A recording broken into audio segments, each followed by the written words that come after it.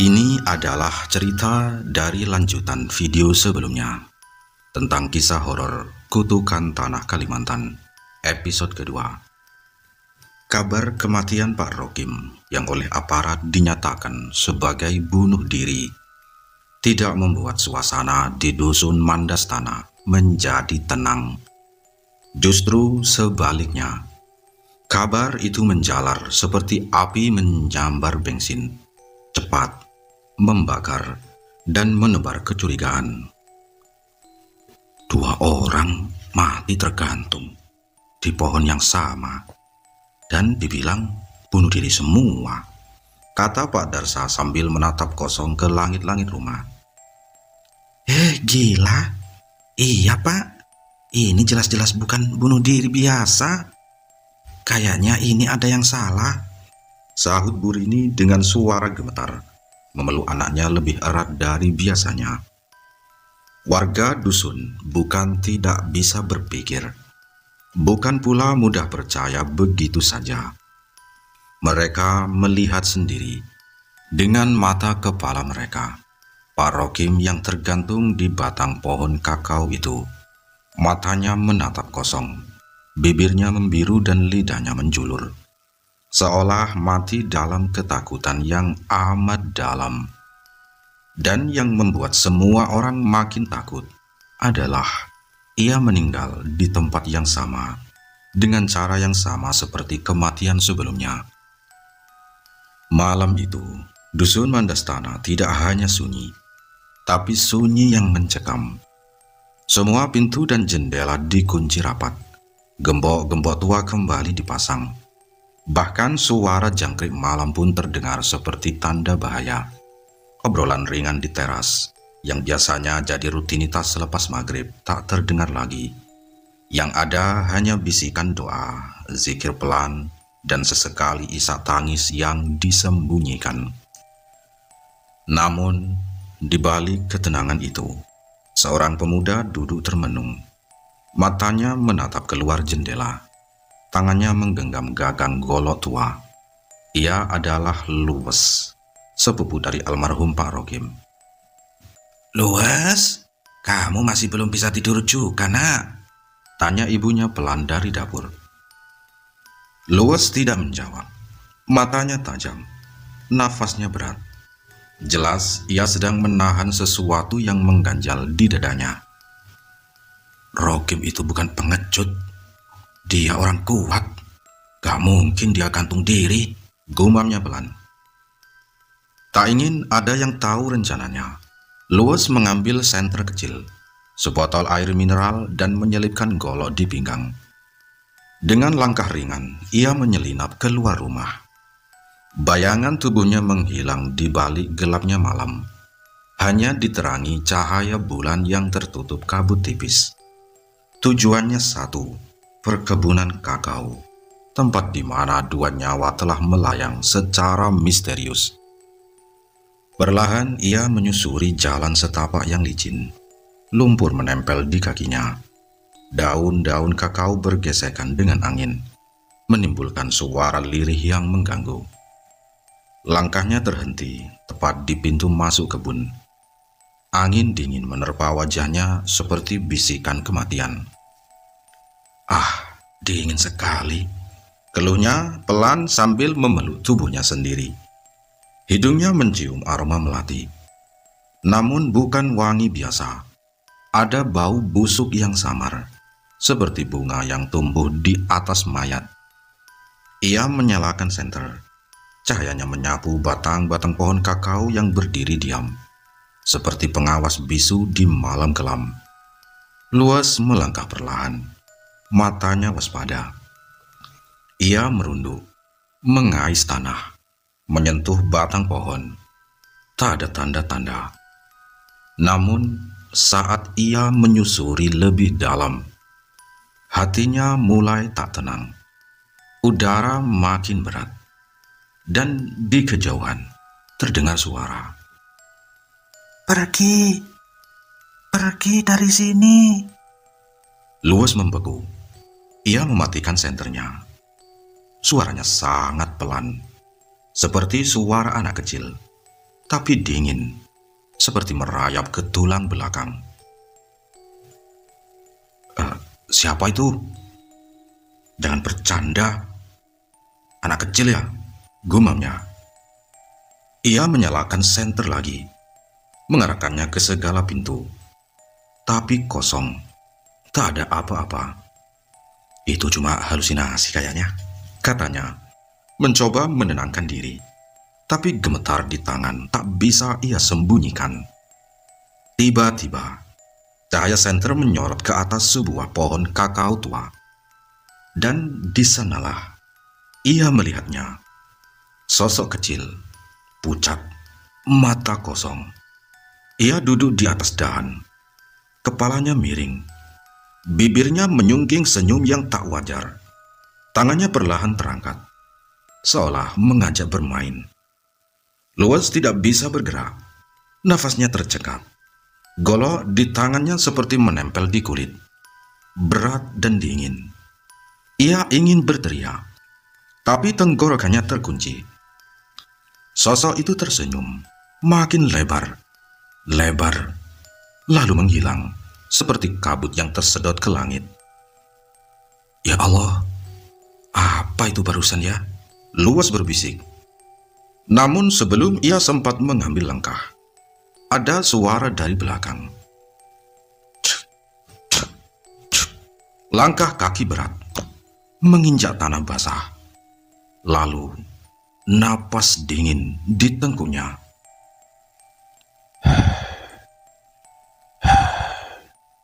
Luas menoleh perlahan, dan di sana ada Pak Rokim berdiri.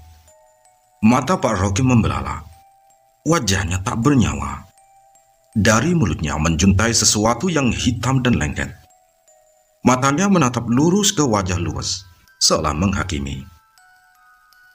Kau melihatku. Suara itu perak, serak, seperti dari kerongkongan busuk yang penuh tanah. Luas menjerit. Ia menjatuhkan golok dan senternya, lalu lari membabi buta, menabrak semak, melompati akar pohon, hingga bajunya robek. Nafasnya ngos-ngosan, tapi suara langkah berat dan seretan kaki terus mengikuti dari belakang. Setiap kali ia berhenti sejenak, ia bisa merasakannya. Makhluk itu masih di belakangnya. Sampai akhirnya ia melihat cahaya dusun. Ia menerobos keluar dari kebun kakao, terjatuh, berlutut, nafas terengah, tubuhnya gemetar hebat, matanya kosong. Ia menatap rumahnya, lalu berteriak sekeras-kerasnya. Jangan dekati saya. Dia mengikuti. Ibunya yang mendengar teriakan itu langsung berlari keluar. Luas, astagfirullah nak, kenapa? Warga lain ikut keluar, melihat Luas terbaring di tanah. Tubuhnya menggigil, air matanya mengalir deras, tapi ia tak bisa berkata-kata, hanya menunjuk ke arah perkebunan kakao. Ya gila kayaknya, bisik salah satu warga. Sejak malam itu, Luas tak pernah berbicara lagi.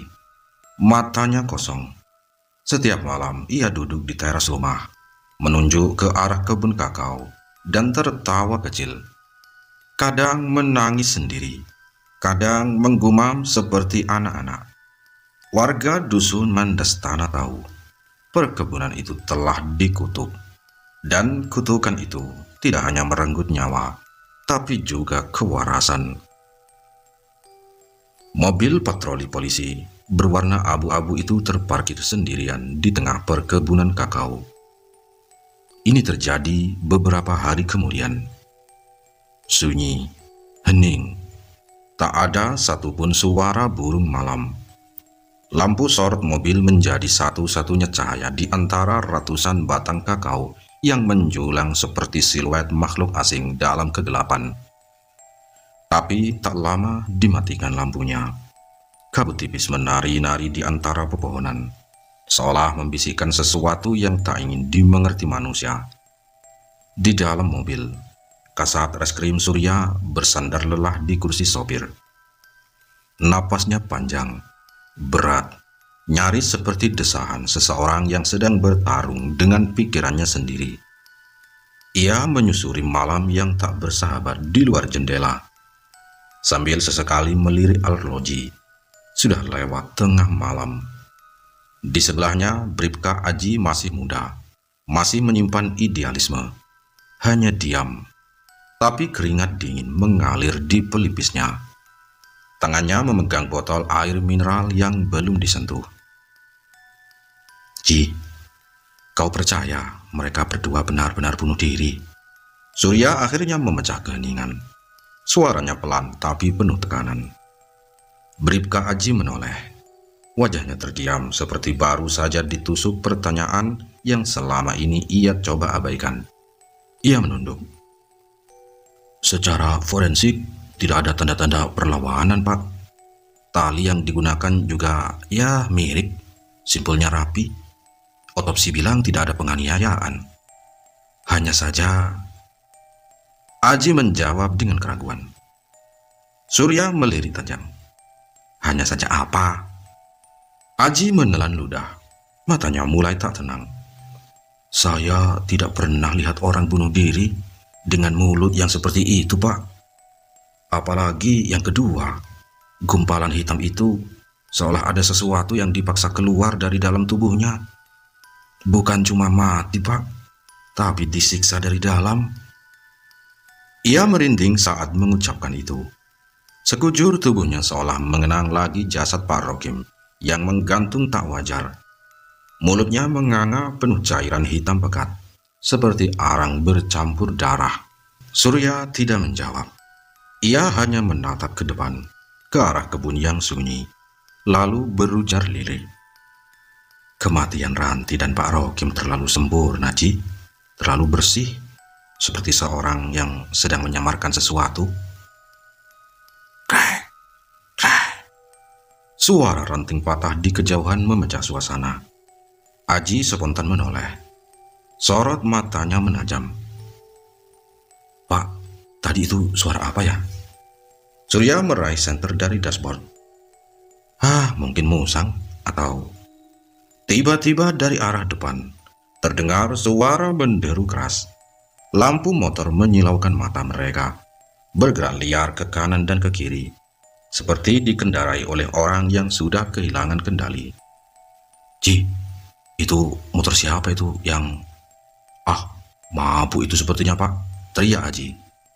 Tapi belum sempat mereka keluar dari mobil. Bang! Dentuman keras mengguncang mobil patroli. Kap depan ringsek. Bunyi logam beradu menggema ke seluruh perkebunan yang sebelumnya sunyi. Dua pria terpelanting jatuh bersama motornya. Kaki mereka terjepit, helm terlepas, dan bau alkohol langsung menusuk hidung. Pak Surya keluar dengan emosi memuncak. Kalian buta ya? Teriak sambil menyinari dua sosok yang terhuyung di tanah. Salah satu pria bernama Hardi. Wajahnya bengkak dengan luka lecet, langsung mengangkat tangan.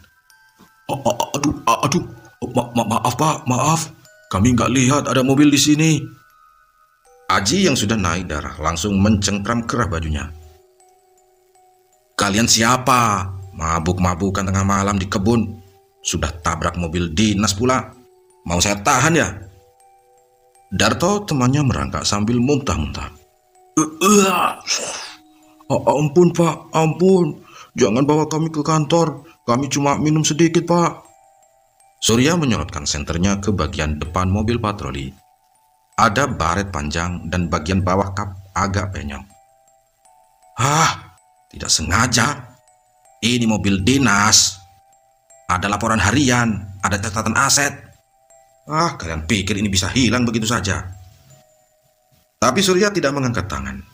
Ia memandangi wajah Hardi lama-lama, lalu bertanya dengan nada datar tapi menusuk. Kalian ini siapa sebenarnya? Nama kalian? Saya Hardi, Pak. Ini teman saya, Darto. kami dari kampung seberang. Surya menyipitkan mata. Hah, preman kampung ya.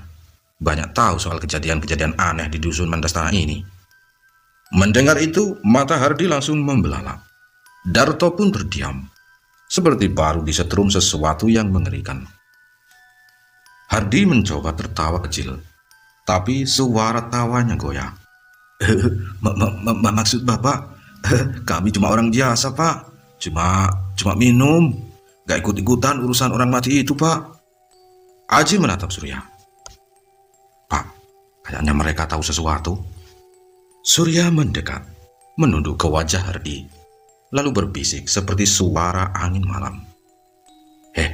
Kalian ikut kami sekarang, dan jangan coba-coba bohong, karena malam ini bukan hanya kami yang mendengar kalian bicara. Hardi menelan ludah, matanya menatap ke kegelapan perkebunan, dan seperti ada bayangan yang menyelinap di antara batang-batang kakao. Ia pun akhirnya bicara pelan, gemetar. Pak, kalian salah datang ke dusun ini malam-malam. Kadang bukan kita yang mencari jawaban, tapi mereka yang mendatangi kita saat kita terlalu ingin tahu. Dan di kejauhan, dari dalam pekatnya kebun kakao, terdengar suara bisikan pelan menyusup ke telinga, tapi sepertinya bukan suara manusia. Di tempat lain, kesedihan itu bagai jaring laba-laba yang tak terlihat, namun perlahan membungkus seluruh jiwa seorang duda yang bernama Tuki. Sejak kepergian Ranti, malam-malamnya menjadi liang sunyi yang dingin, gelap, tak henti berbisik. Namun kini, kesedihan itu tidak sendiri. Ia ditemani rasa bersalah, cemburu, dan tanya yang menggali-gali pikirannya seperti cacing tanah lapar. Rasa bersalah karena pertengkaran terakhir mereka. Cemburu karena meski tak pernah terbukti, Ranti terlalu sering bicara dengan Pak Jayus, mandor kebun kakao. Dan tanya yang tak pernah pergi. Benarkah Ranti bunuh diri? Atau ada yang mendorongnya jatuh ke tali itu? Tuki duduk di ranjang, menatap kosong ke dinding kamar yang dipenuhi bayang-bayang. Ia menghela napas, tapi napasnya berat, seperti ada yang duduk di dadanya. Ranti, kenapa kau pergi begitu saja? Kita bisa bicara, bukan saling diam, bukan saling curiga. Tapi, apa kau benar-benar pergi karena aku? Jam dinding di rumah tengah berdetak pelan. Pukul 1 dini hari. Dan ketika ia hendak memejamkan mata, sebuah suara aneh membangunkannya. Gemerincing sendok, piring, suara seperti orang yang sedang makan. Tuki duduk tegak. Apa itu suara? Kayaknya ada orang makan. Ia menajamkan telinga. Jelas, nyata. Suara piring yang beradu, sendok yang menyentuh keramik, seperti seseorang sedang menikmati santapan malam. Jantungnya berdegup makin kencang. Tangannya spontan meraih senter di samping ranjang. Mungkin itu nenek luhur, bisiknya mencari pembenaran. Tapi ia tahu ibunya tak pernah bangun malam ini, apalagi makan selarut ini. Ia berdiri perlahan. Suasana rumah begitu hening. Hening yang tidak wajar. Langkah-langkahnya menyusuri lorong rumah yang dingin. Udara berubah. Ada aroma seperti melati yang dipendam terlalu lama. Busuk, menyengat, dan familiar. Ini bau yang sama seperti baunya istriku, Ranti. Tuki menelan ludah. Senter di tangannya bergetar pelan saat ia tiba di depan dapur. Ia menyalakannya. Cahaya senter menembus kegelapan. Dan di sana, di meja makan, duduklah seseorang. seorang perempuan, rambut panjang terurai. Tubuhnya menghadap ke meja. Punggungnya tak asing. Ranti? Tuki membeku. Kakinya berat seperti dicengkram lantai. Mulutnya terbuka mencoba memanggil, tapi suara tak keluar. Akhirnya ia kembali berbisik. Ranti? Tak ada jawaban. Perempuan itu terus makan. Lahap. Bunyi piring dan sendok menjadi semakin keras. Tak peduli, tak terganggu, seolah justru menikmati perhatian itu. Ranti, itu kamu? Suaranya lebih keras, namun nyaris seperti rintihan. Perempuan itu berhenti, tubuhnya kaku. Lalu perlahan, sangat perlahan, ia memutar kepalanya. Bukan tubuhnya, hanya kepala. Suara sendi-sendi beradu seperti patah. Tuki tercekik, matanya membelalak. Wajah itu wajah Ranti, tapi bukan. Pucat, cekung, bola mata hitam seperti sumur tak berdasar. Mulutnya bercucuran cairan hitam pekat, seperti arang cair bercampur darah busuk. Kenapa, Mas? Kau nggak mau makan? Bukan suara Ranti. Itu suara dari tenggorokan yang penuh belatung, parau, dalam dan mati. Tuki mundur. Senter terjatuh berdembam di lantai. Ia ingin berteriak, tapi suaranya terhenti di tenggorokan. Lalu matanya menatap piring di depan sosok itu. Segenggam tanah. Tanah basah, hitam, berbau darah dan mayat, bercampur lumut dan sesuatu yang menggeliat. Sosok itu menyendok segumpal tanah lagi, lalu memasukkannya ke mulutnya. Aku lapar, Mas. Sangat lapar, katanya sambil mengunyah. Senyum mengerikan mengembang. Tuki tak bisa lagi menahan tubuhnya. Ia berbalik dan lari sekencang-kencangnya. Dapur di belakangnya dipenuhi suara lahap dan cekikikan serak yang mengerikan. Ia menutup pintu kamar, menutup pintu, mengunci rapat, dan bersembunyi di bawah selimut, seperti anak kecil yang ketakutan.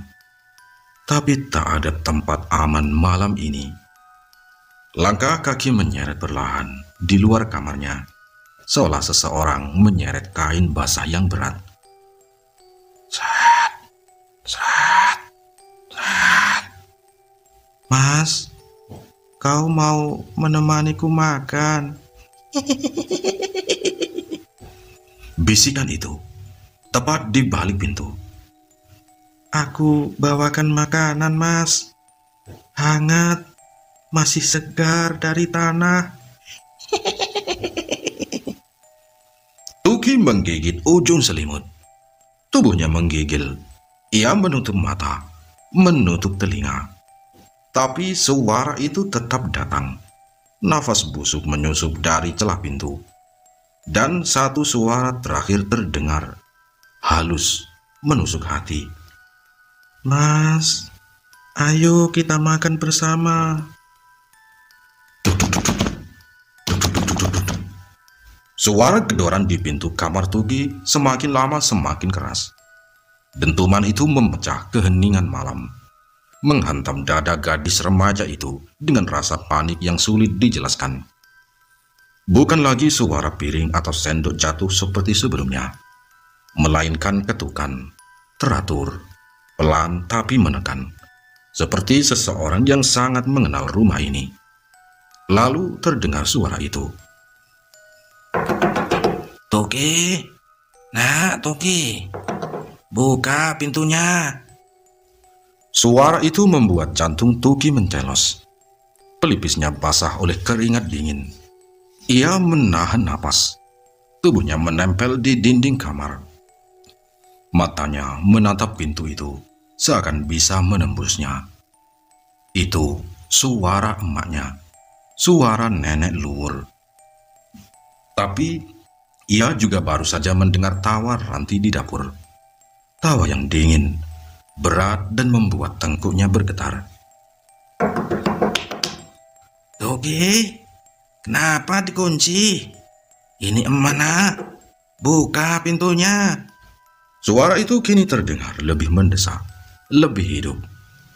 Toki menggigit bibirnya. Tangannya gemetar dan tubuhnya nyaris tak bisa digerakkan. Tapi bagian dalam hatinya meronta. Itu suara emaknya, suara yang ia kenal seumur hidupnya. Mak, benarkah? Benar itu suara emak. Suara Tuki parau. Iya nak, ya ampun. Kenapa kau ketakutan begini? Emak dengar kau teriak-teriak. Ada apa? Nada khawatir itu begitu tulus, begitu meyakinkan. Dan di saat itu juga, seluruh ketakutan Tuki berganti menjadi kerinduan. Ia ingin pelukan ibunya. Ia ingin didekap dan ditenangkan. Ia percaya hanya emaknya yang bisa menyelamatkannya dari kengerian ini. Tangannya yang gemetar meraih gagang pintu. Suara detik jam berdentum di telinganya seperti bom waktu. Dengan perlahan ia membuka kuncinya. Cekik. Pintu terbuka. Nenek luwur berdiri di sana. Wajahnya pucat, keriput, tapi familiar. Namun, ada yang salah.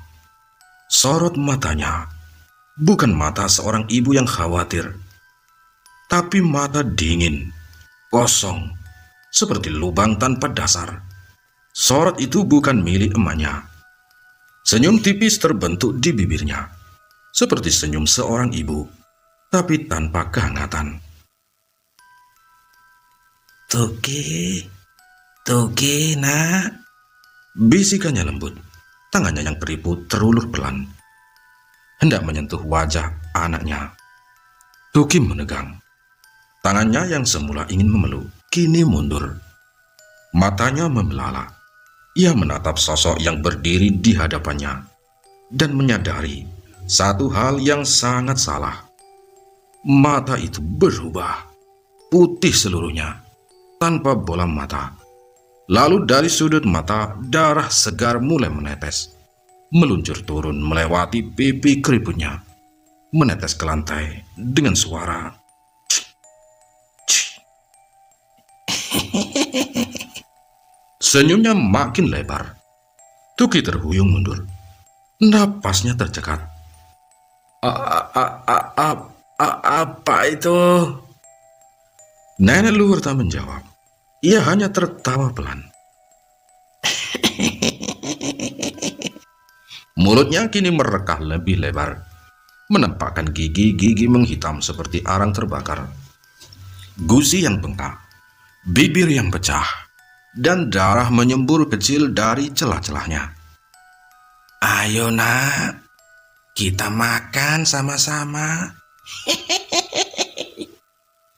Suaranya parau. Seketika tahu, itu bukan emaknya. Itu bukan nenek luhur. Itu adalah Ranti, sosok yang selama ini gentayangan, kini menyamar menjadi ibunya.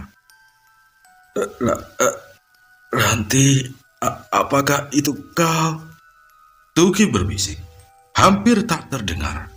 Suaranya seperti tercabut dari tenggorokan. Kepalanya pusing, kakinya lemas. Dunia berputar, dan sebelum tubuhnya roboh, satu suara terakhir yang ia dengar adalah tawa.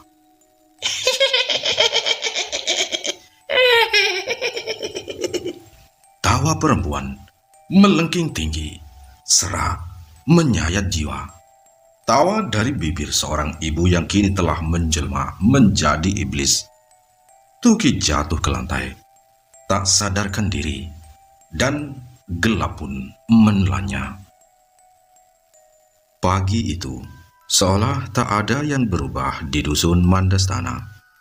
Kabut tipis masih menggelayut di antara dahan kakao, menyisakan sisa-sisa embun malam. Para petani sudah ramai berkumpul sejak fajar, semangat menyambut musim panen raya. Tawa dan canda terdengar bersahutan, menyatu dengan suara parang yang membelah ranting dan seruan gembira setiap kali buah kakao besar dan matang jatuh ke dalam keranjang rotan. Buah-buah berwarna kuning dan oranye terang menggantung lebat, tanpa mencolok di antara dedaunan hijau pekat. Pemandangan itu nyaris sempurna. Namun, di balik keindahannya, tersimpan sesuatu yang mengendap.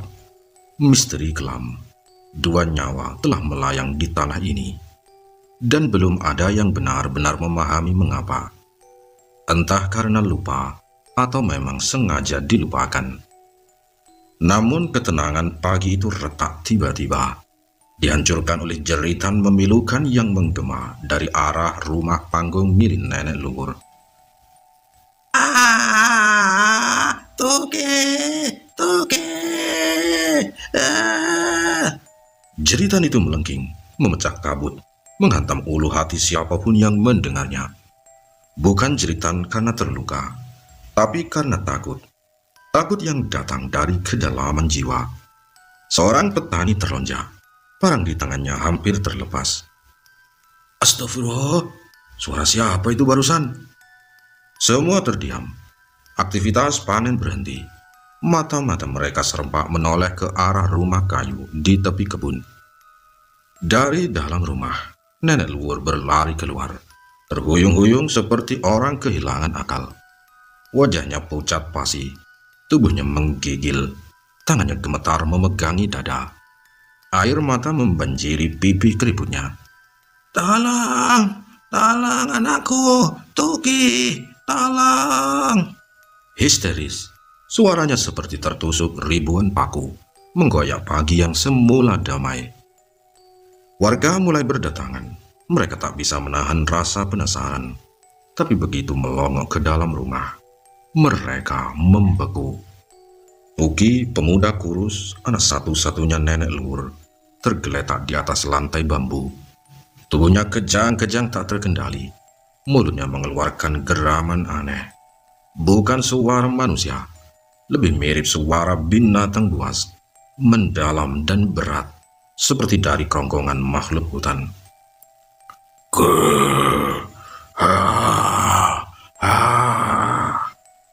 Matanya melotot kosong. Bola matanya hampir putih semua. Tangannya mencakar-cakar lantai. Kukunya berdarah, menandakan ia sudah melakukannya cukup lama. Ya Allah, itu Tuki, ujar seorang ibu sambil mundur terhuyung. Dia kayak orang kesurupan. Tapi ini beda, timpal yang lain. Wajahnya memucat. Wah, apa ini gara-gara hantu Ranti? Jangan-jangan dia balik lagi. Bisik-bisik mulai menyebar. Beberapa wanita menangis ketakutan. Anak-anak bersembunyi di balik kaki orang tuanya. Tak ada yang berani mendekat. Aku yang saat itu sedang berjalan menuju sekolah, sambil membawa buku di tangan, ikut berhenti. Nafasku tercekat. Ini pasti akibat dari apa yang terjadi semalam mungkin, pikirku.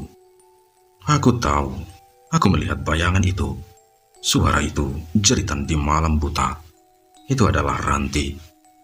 Seketika itu suara deru motor trail memecah kerumunan. Seorang pria bertubuh kekar, mengenakan jaket lusuh berdebu, menghentikan motornya di depan rumah. Helmnya ia lepas. Itu adalah Mandor Jayus. Wajahnya tegang, matanya liar memandang ke sekeliling. Heh, apa yang kalian lakukan? Bentaknya keras dan menggelegar. Jangan cuma berdiri, ini bukan sakit biasa. Warga terdiam, kaget, tak ada yang bisa menjawab. Pak Ahmad, kau tahu rumah dukun sabar kan? Tunjuknya ke petani tua di dekat pagar. Pak Ahmad mengangguk cepat, wajahnya penuh keraguan. Cepat panggil dia, sekarang. Hanya dia yang bisa bantu si Tuki. Pak Ahmad langsung berlari, melewati kebun.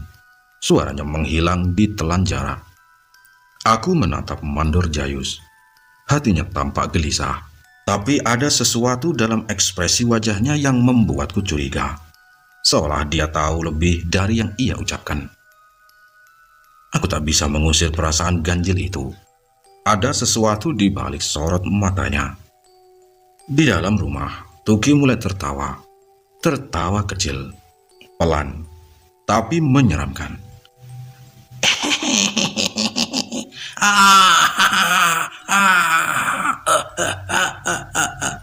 Tiba-tiba tubuhnya kembali kejang. Matanya melirik-lirik ke kanan dan ke kiri. Dan di detik itu, aku merasa ada sesuatu yang menelusup masuk ke dalam pikiranku. Dinginnya tak bisa dijelaskan. Keringat dingin membanjiri punggungku. Tahan, Tuki, tahan. Astagfirullah. Jangan begini lagi, Tuki, jangan. Suara nenek luhur parau, patah-patah karena isak tangis. Tangannya yang gemetar terus mencoba mengusap kepala cucunya itu. Meski Tuki meronta-ronta seperti sedang dililit sesuatu yang tak kasat mata. Nenek luhur ini adalah neneknya Tuki, bukan emaknya. Tapi dari kecil Tuki memanggil dengan sebutan emak. Aku masih di sana, menyaksikan semuanya, berdiri kaku di balik pohon pinang tua. Dingin yang aneh merayap di punggungku. Bukan dingin biasa. Ini seperti cengkeraman. Dingin yang menyesap ke tulang dan menusuk sampai di dada. Geraman Tuki terdengar lebih dalam dari sebelumnya. Bukan lagi suara manusia. Ia seperti binatang yang sedang terdesak. Matanya membelalak kosong, menatap ke langit-langit dengan intensitas menakutkan. Seolah ada sosok lain di sana, berdiri, memandangi kami. Lalu terdengar deru motor tua dari kejauhan, meraung pelan namun pasti, dan berhenti di depan kerumunan. Semua orang secara otomatis memberi jalan, menciptakan lorong sempit di antara tubuh-tubuh gemetar. Sosok pria tua turun dari motor. Rambutnya panjang putih kelabu, tergerai hingga bahu. Sorot matanya tajam, seolah bisa menembus isi kepala siapapun yang ditatapnya. Ia mengenakan baju koko putih lusuh dan memegang tongkat kayu berukir dengan bentuk-bentuk aneh yang menggetarkan. "Oh, itu dukun sabar," bisik beberapa warga. Suara mereka nyaris tak terdengar. Hening. Seperti seketika semua nyawa di tempat itu ditahan dalam satu tarikan napas. Warga menunduk, memberi hormat seolah di hadapan mereka bukan manusia biasa, tapi raja dari dunia yang tak bisa dijelaskan oleh logika. Langkah dukun sabar pelan, tapi pasti. Ia memasuki rumah nenek luhur tanpa ragu, tanpa izin, seperti sudah tahu apa yang akan dihadapinya. Begitu ia masuk dan melihat Tuki, wajahnya tetap tenang. Tak ada keterkejutan di sana, hanya helaan napas berat. Ia meletakkan tongkatnya di lantai, duduk bersila tepat di sisi tubuh Tuki yang masih kejang-kejang. Tangan tuanya, kurus dan penuh urat, perlahan menyentuh dahi Tuki. Dan tiba-tiba, tubuh Tuki terdiam. Tak ada lagi kejang, tak ada geraman. Hening, mencekam. Semua mata menatap dukun sabar. "Siapa yang datang ke sini?" bisiknya. Suaranya rendah, dalam, seperti aliran air yang menggema dari dasar gua. "Kenapa kau mengusik ketenangan anak ini?" Tubuh Tuki tak bergerak, tapi mulutnya membuka perlahan. Dan dari sanalah suara itu muncul. Bukan suara Tuki, bukan suara manusia. Dia yang mengundangku. Dia yang mengganggu kami." Dukun sabar menajamkan tatapannya. "Siapa kami yang kau maksud?" Kami yang dikubur di perkebunan, kami yang dibantai, kami yang haus darah. Suara itu pecah seperti tangis dari dalam kubur. Kami ingin menuntut balas. Beberapa warga di luar mendengar potongan kalimat itu dan langsung memundurkan tubuh mereka. Ada yang berbisik membaca salawat, ada yang menggenggam tasbih, ada yang pucat pasi. Dukun Sabar mengangguk pelan. Aku tahu, tapi bukan anak ini yang memanggilmu. Ada yang menggunakannya. Tiba-tiba Tuki menggertakkan giginya. Suara dari mulutnya kini berubah jadi bisikan serak. Dia yang dekat denganmu. Siapa? Dukun Sabar mendekatkan wajahnya. Dia mandornya. Suara itu lenyap dan tubuh Tuki mendadak kembali kejang. Jauh lebih keras dari sebelumnya. Lehernya menegang. Busa putih mengalir dari sudut bibirnya. Allahu Akbar, cucuku, Tuki, teriak nenek luhur histeris. Dukun Sabar cepat-cepat membuka botol air mineral dari tas lusuhnya, lalu memecahkan mantra-mantra yang asing di telingaku. Lidahnya seperti melintir, cepat, dalam bahasa kuno. Lalu ia menuangkan air itu ke mulut Tuki. Pergi, kau tidak berhak di sini. Jangan ganggu anak ini lagi. Suara Dukun Sabar menggelegar. Gaunnya terdengar mengguncang setiap sudut rumah. Tubuh Tuki tiba-tiba ngelantur, lalu jatuh. Ia tak bergerak. Napasnya kembali normal, tapi matanya tertutup. Ia pingsan. Dukun Sabar memijat pelan-pelan keningnya, kemudian berdiri dan menatap keluar ke arah kerumunan. Matanya menyisir satu persatu wajah warga, lalu berhenti pada Mandor Jayus. Tatapannya tajam, dalam, seperti belati yang menyayat diam-diam. Senyum tipis merekah di bibir Dukun Sabar, tapi bukan senyum hangat. Itu senyum dingin, senyum yang membuat bulu kuduk meremang. Mandor Jayus yang tadinya berdiri tegas, terlihat mulai gemetar. Wajahnya pucat, bibirnya kering.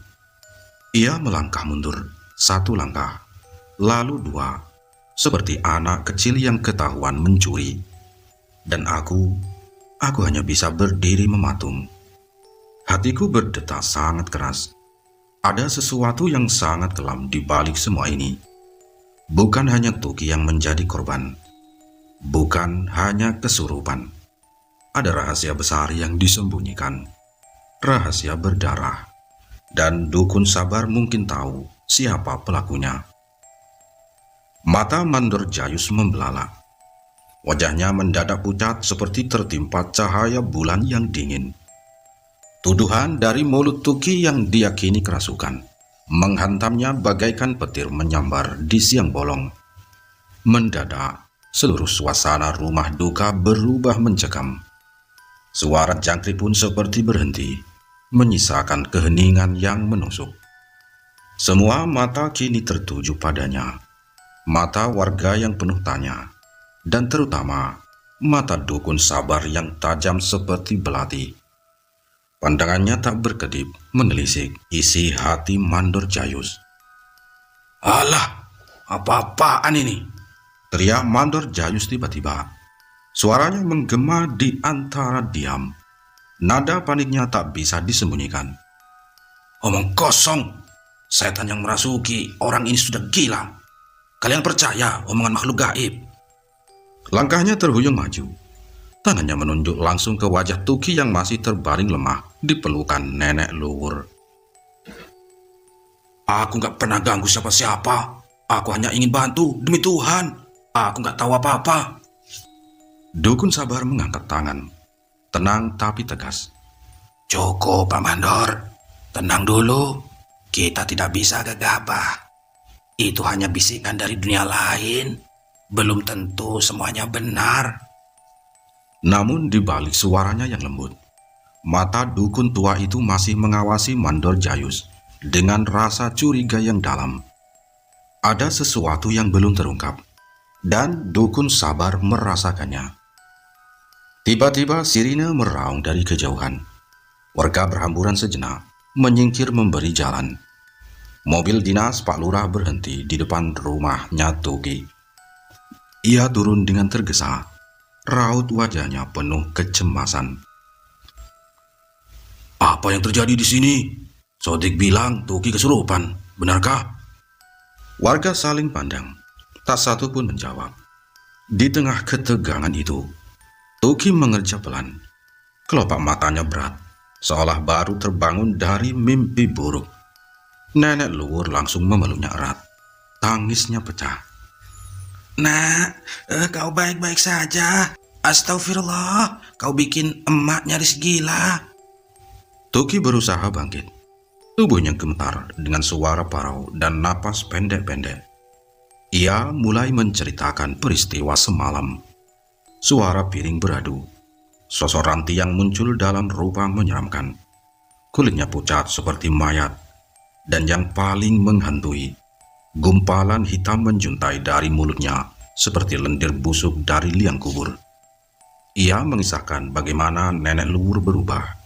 Matanya merah darah. Wajahnya bukan lagi manusia.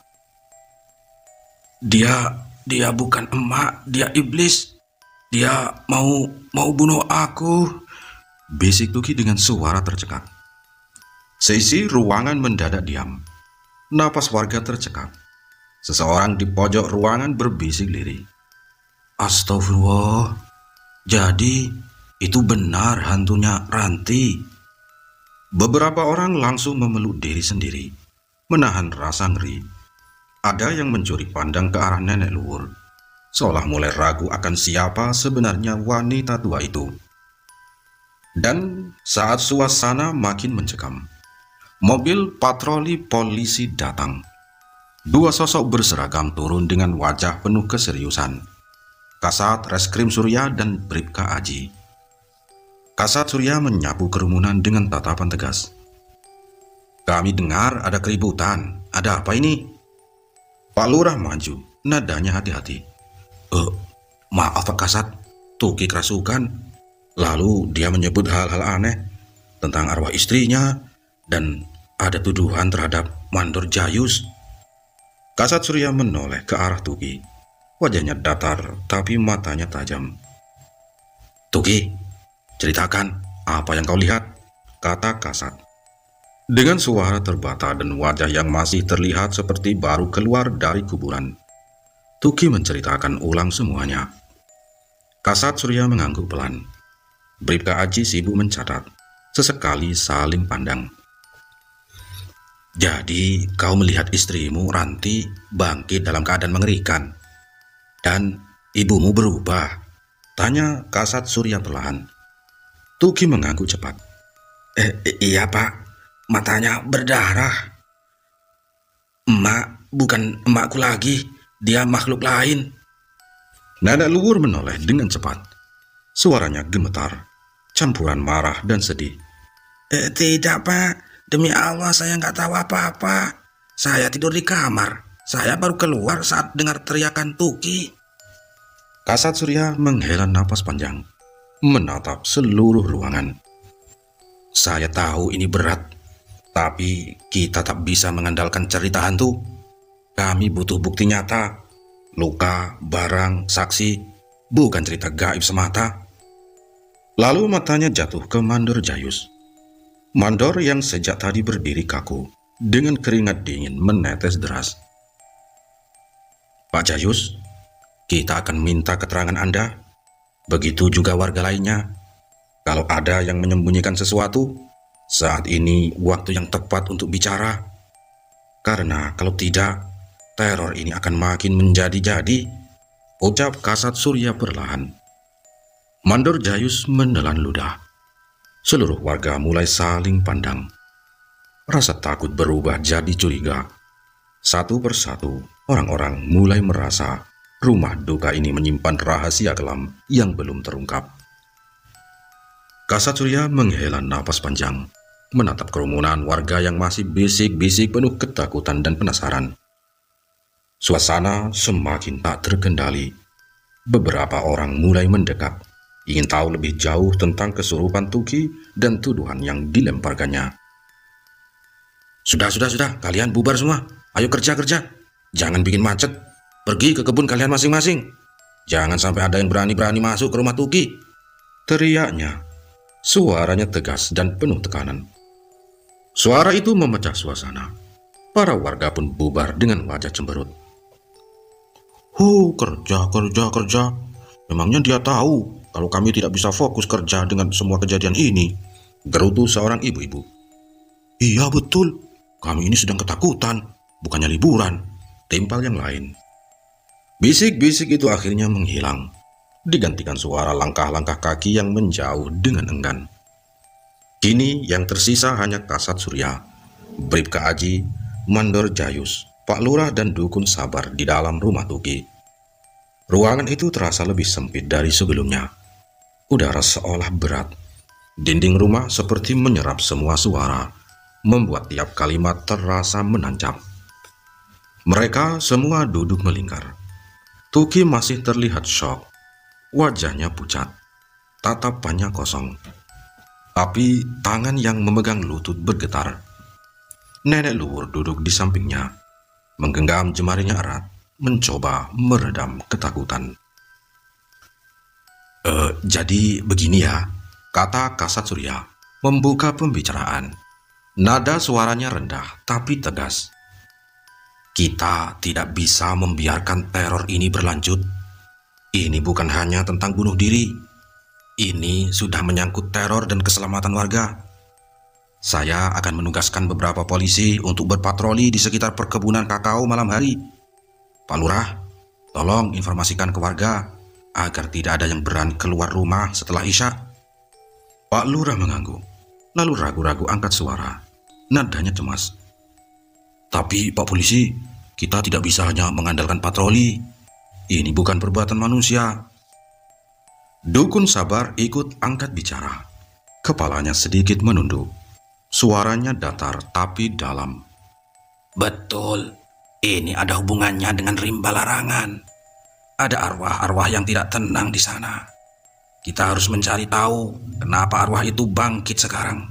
Kita harus melakukan ritual adat. Tiba-tiba Tuki yang tadinya diam bangkit dengan cepat. Suara kursi tergeser keras. Ia menunjuk tajam ke arah Mandor Jayus. Kau penyebabnya, teriaknya. Suaranya parau dan penuh amarah. Pasti gara-gara kau dan Ranti. Kau goda dia. Kau buat dia bunuh diri. Dan sekarang arwahnya gentayangan mengejarku. Semua mata terbelalak. Mandor Jayus langsung berdiri. Wajahnya merah padam. Jaga bicaramu, Tuki. Suaranya meninggi. Nada gemetar antara marah dan takut. Aku tidak pernah melakukan hal itu. Ranti dan aku hanya rekan kerja. Jangan sembarangan menuduh, kata Mandor Jayus.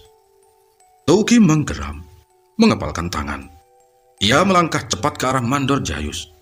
Lengannya terangkat, siap memukul. Tapi sebelum sempat mengenai sasaran, Pak Lurah dan Bribka Aji langsung berdiri dan menahan tubuhnya. Sudah. Jangan membuat masalah baru, bentak Pak Lurah. Suaranya bergetar, wajahnya tegang. Bribka Aji memisahkan mereka. Napas Tuki memburu. Dadanya naik turun. Mandor Jayus mundur selangkah. Matanya masih menatap Tuki dengan kemarahan dan rasa terhina.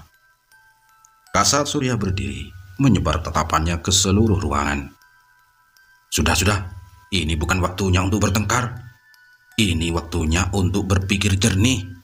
Kita harus tahu apa yang sebenarnya terjadi di perkebunan itu. Tak ada yang menjawab. Mereka semua terdiam. Pikiran mereka melayang ke tempat yang sama, rimba larangan. Perkebunan kakao itu memang menyimpan misteri. Di siang hari, perkebunan itu terlihat seperti taman yang indah. Pohon-pohon kakao berjajar rapi. Daun-daunnya hijau subur. dan buah-buahnya menggoda. Tapi di malam hari, perkebunan itu berubah menjadi tempat yang berbeda. Angin yang berhembus terasa dingin dan menusuk. Heningnya bukan ketenangan, melainkan ketakutan yang menggantung. Makanya warga menyebutnya rimba larangan, karena mereka percaya malam hari adalah waktunya roh-roh penjaga berkeliaran. Siapapun yang masuk setelah gelap jarang kembali dengan utuh. "Saya akan menemani kalian," kata dukun sabar akhirnya. Suaranya tetap tenang, tapi tidak ada seorang pun yang meragukan keberaniannya. "Malam ini kita akan pergi ke perkebunan. Kita akan mencari tahu apa yang sebenarnya terjadi." Tak satu pun dari mereka menyaut. Mungkin takut, tapi ini harus dilakukan. Namun, di tempat lain, di bilik semak-semak perkebunan kakao yang rimbun, seseorang sedang mengintai. Sosok pria tua berdiri diam memandang rumah Tugi. Matanya tidak berkedip, nafasnya pelan tapi berat. Pria itu adalah Mbah Kardi. Dahulu dia disegani, tapi sekarang hanya disebut dengan bisikan. Dituduh bersekutu dengan iblis, ditolak oleh kampung yang pernah dia jaga. Wajahnya dipenuhi garis kemarahan dan luka yang lama. Matanya merah menyala, bibirnya bergetar. "Tugi, kau tidak tahu apa-apa," desisnya lirih. Suaranya lebih mirip gumaman kesakitan. "Kalian semua tidak tahu. Ranti tidak bunuh diri. Rokim tidak bunuh diri. Ini adalah balasan. Balasan untuk semua yang telah kalian lakukan." Ia mengepalkan tangannya yang keriput. Urat-urat di lengannya menegang. "Kalian telah mengambil semua dariku. Kalian telah menghancurkan hidupku. Sekarang, aku akan menghancurkan hidup kalian satu persatu." Ia tersenyum, tapi senyum itu lebih seperti luka yang menganga. Suaranya pecah, berubah menjadi tawa pelan yang mengerikan. Lalu ia berbalik, langkahnya pelan namun mantap. Ia masuk ke dalam kegelapan rimba larangan, tanpa suara, tanpa jejak. Bersambung di video selanjutnya. Video episode terakhir. Demikian dulu. Salam dari Bang Fawa. Wassalam.